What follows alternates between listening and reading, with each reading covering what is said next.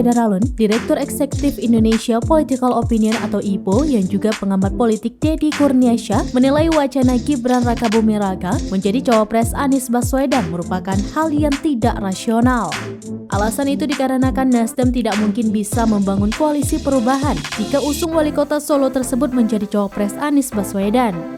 Deddy juga menuturkan bahwa bakal calon wakil presiden yang paling rasional untuk Anies Baswedan yakni Agus Harimurti Yudhoyono atau AHY.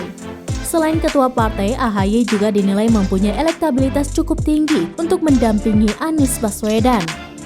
Kemudian dikatakan Deddy jika nama bacawa pres yang bisa diusung tokoh di luar partai politik yaitu nama Andika Perkasa bisa dipertimbangkan.